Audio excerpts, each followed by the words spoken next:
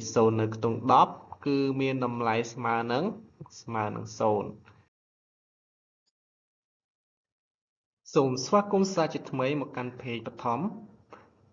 វីដេអូនេះផងដែរខ្ញុំនាំយកមកបង្ហាញនិងបង្រៀនពីមេរៀនទី1ចំនួននិងចំណុចថ្មីគឺចំណុចទី2ខ្ទង់និងតម្លៃលេខតាមខ្ទង់តោះសូមរីទស្សនាដូចតទៅខ្ទង់និងតម្លៃលេខតាមខ្ទង់សំណួរគឺសួរថាតើតួលេខតាមខ្ទង់នីមួយៗនៃចំនួនបើអានតាមខ្ទង់គេអានថា3លាន24102មានតម្លៃដូចម្ដេចបើយើងអានតាមស្នាគេអានថា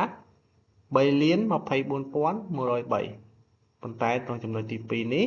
គឺខ្ទង់និងតម្លៃតាមខ្ទង់អញ្ចឹងយើងអាចអានតាមខ្ទង់ទៅគឺ3,24,103តែលេខចំនួនប៉ុណ្ណឹងមាន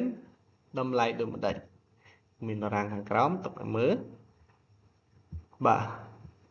3,24,103មានតម្លៃដូចម្ដេច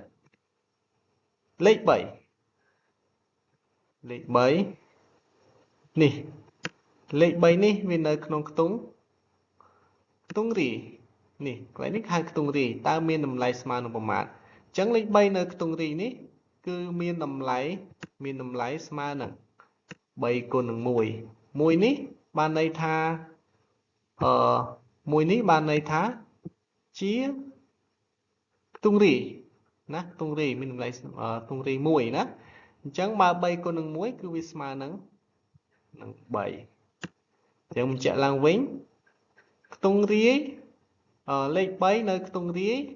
នេះលេខ3នៅខ្ទង់រាយមានតម្លៃស្មើនឹង3ចូលលេខ0វិញម្ដងលេខ0នេះនៅខ្ទង់ណាអូខេលេខ0ហ្នឹងគឺនៅខ្ទង់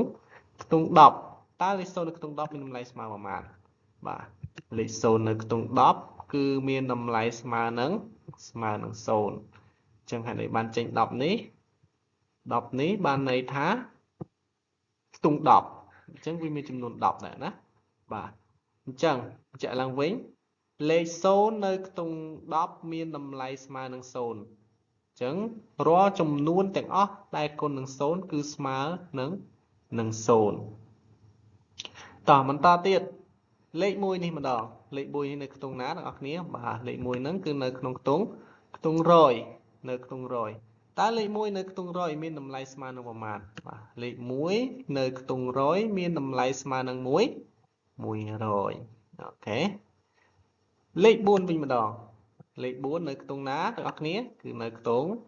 ពាន់អញ្ចឹងនៅក្នុងពាន់មានតម្លៃស្មើប៉ុន្មានលេខ4នៅខ្ទង់ពាន់គឺមានតម្លៃស្មើនឹង4000អូខេតោះបន្តទៀតលេខ2ម្ដងគឺនៅក្នុងខ្ទង់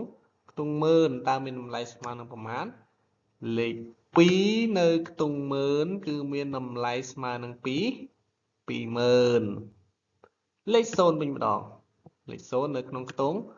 ង់សែនមានតម្លៃស្មើប៉ុន្មានបងប្អូនគ្នាបាទលេខ0នៅខ្ទង់សែនហ្នឹងគឺមានតម្លៃស្មើនឹង0ដូចខ្ញុំជម្រាបខាងលើអញ្ចឹងរាល់ចំនួនទាំងអស់គុណជាមួយនឹង0គឺស្មើនឹង0ចូលលេខ3ចុងក្រោយគេនៅខ្ទង់លានបាទនៅខ្ទង់លានគឺមានតម្លៃស្មើប៉ុន្មានលេខ3នៅខ្ទង់លានលេខ3នៅខ្ទង់លានមានតម្លៃស្មើនឹង3លានអូខេបាទបន្តទៀតអញ្ចឹងគេអាចសរសេរវាបានជាទម្រង់ពង្រាយខាងក្រោមនេះគឺជាទម្រង់ពង្រាយណាគឺបាន3លានបូក0បូក20000បូក4000បូក100បូក0និងបូក1បាទនេះហើយគេហៅថាជាទម្រង់ពង្រាយនេះសរសេរបែបនេះគេហៅថាវាជាទម្រង់ពង្រាយអូខេបាទអញ្ចឹងមេរៀនខ្ទង់និងតម្លៃលេខតាមខ្ទង់គឺមានតែប៉ុណ្្នឹងទេបាទអញ្ចឹងសូមរងចាំទស្សនាលំហាត់នៅវីដេអូក្រោយបាទសូមអរគុណនិងសូមជម្រាបលា